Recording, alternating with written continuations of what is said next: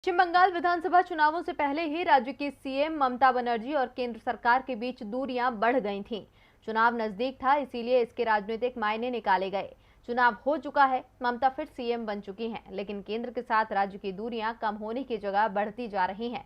अब नया विवाद शुरू हुआ है पश्चिम बंगाल के चीफ सेक्रेटरी के तबादले को लेकर।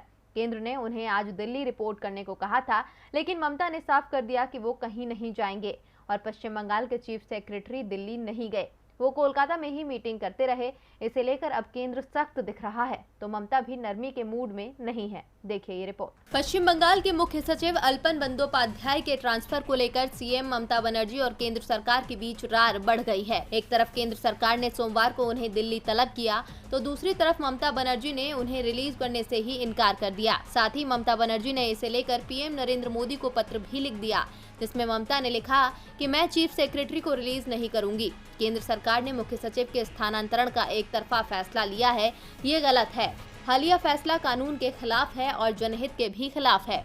मैं बंगाल की जनता की ओर से अपील करती हूं कि इस मुश्किल समय में चीफ सेक्रेटरी के ट्रांसफर के फैसले को रोका जाए। वहीं ममता बनर्जी ने 28 मई को कुलाई कुंडा में हुई उस मीटिंग का भी जिक्र किया, जिसमें पीएम नरेंद्र मोदी को 30 मिनट तक उनका और चीफ सेक्रेटरी का इंतजार करना पड़ा था। ममता बनर्जी ने कहा कि यदि इस नए आदेश की वजह यह है तो फिर ये दुर्भाग्यपूर्ण है। यदि ऐसा होता है तो ये राज्य की जनता के हितों के खिलाफ होगा।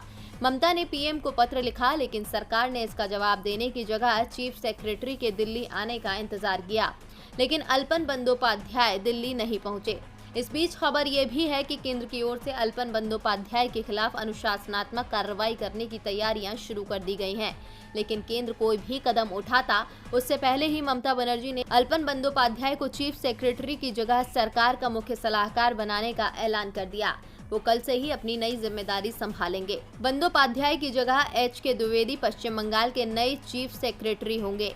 आपको बता दें कि पीएम नरेंद्र मोदी यास से पैदा हुए हालातों का जायजा लेने के लिए बंगाल दौरे पर गए थे।